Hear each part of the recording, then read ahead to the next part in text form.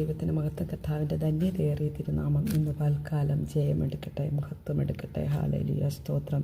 യോബിൻ്റെ പുസ്തകം 14-ാം അധ്യായം 15-ാം വാക്യം പ്രകാരം പറയുന്നുണ്ട്, നീ വിളിക്കും, ഞാൻ നിന്നോട് ഉത്തരം പറയും, നിൻ്റെ കൈവേലയോട് നിനക്ക് താല്പര്യമുണ്ടാകും. ഹല്ലേലൂയ, സ്തോത്രം. കർത്താവിൻ്റെ വചനം. യോബിൻ്റെ പുസ്തകം എന്ന് പറയുന്ന കർത്താവിനോട് ഏറെ പറ്റി നിന്നൊരു മനുഷ്യൻ. ഹല്ലേലൂയ. 10 മക്കളുള്ള, ഹല്ലേലൂയ, ലോകത്തെ ദേശത്ത് അല്ലെങ്കിൽ ആ ദേശത്ത് താമസിക്കുമ്പോൾ ആ ദേശത്തിൽ ഏറ്റവും കൂടുതൽ നന്മകൾ സകലത്തിലും ദൈവം അനുഗ്രഹിച്ചൊരു മനുഷ്യൻ.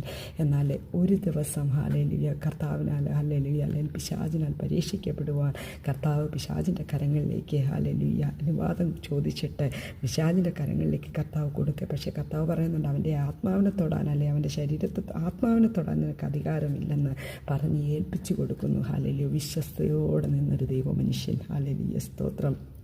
അപ്പോൾ കർത്താവിൻ്റെ വചനം ഇവിടെ പറയും, നീ വിളിക്കും, ഞാൻ ഉത്തരമരുളും. ആമേൻ. നീ വിളിക്കുമെങ്കിൽ നിനക്ക് വേണ്ടി മറുപടി പറയുന്നൊരു ദൈവമുണ്ട്. ഹല്ലേലൂയ. നിൻ്റെ കൈവേലയോട് നിനക്ക് താല്പര്യമുണ്ടാകും. ഹല്ലേലൂയ.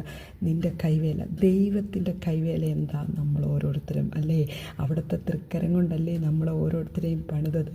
നിൻ്റെ കൈവേലയോട് നിനക്ക് താല്പര്യമുണ്ടാകും. ദൈവത്തിൻ്റെ കൈവേലയായ നമ്മൾ ഓരോരുത്തരോടും ദൈവത്തിന് താല്പര്യമുണ്ടാകുമെന്ന് കർത്താവിൻ്റെ വചനമാണ്.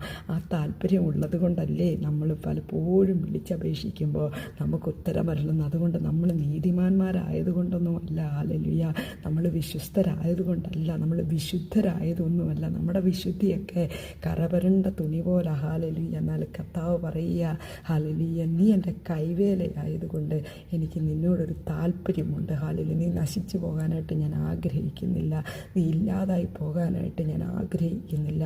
ഞാൻ അപ്പനാണെങ്കിൽ ഹല്ലേലൂയ എനിക്കുള്ള ബഹുമാനം നീ തന്നേ പറ്റത്തുള്ളെന്ന് ദൈവത്തിൻ്റെ പരിശുദ്ധാത്മാവ് ഇന്ന് പകൽക്കാലം നമ്മളെ ഓർപ്പിക്കുക.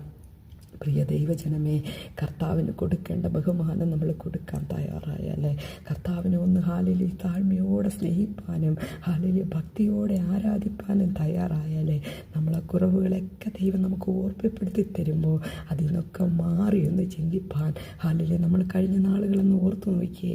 നമ്മൾ പലരും നമ്മളെ ഉപദേശിച്ചപ്പോൾ, പലരും നമ്മളോട് ദൈവവചനം പറഞ്ഞപ്പോൾ, പലരും നമ്മളോട് കർത്താവിനെ പറ്റി പറഞ്ഞപ്പോൾ നമ്മൾ പുറംകാലുകൊണ്ട് തൊഴിച്ചെറിഞ്ഞില്ലേ?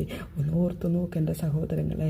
ഹല്ലേലൂയ. ഇന്ന് പൽക്കാലം ദൈവം ചോദിക്കുക, നിനക്കൊരു മടങ്ങി വരവുണ്ടെങ്കിൽ, ഹല്ലേലൂയ, നീ മടങ്ങി വരുവാൻ കഴിയുമെങ്കിൽ ഞാനിവിടെ നിനക്ക് വേണ്ടി ഉത്തരം പറയാൻ കാത്തു നിൽപ്പുണ്ട്. നിൻ്റെ ഏത് ചോദ്യത്തിനുമുള്ള ഉത്തരം എൻ്റെ കയ്യിലുണ്ട്.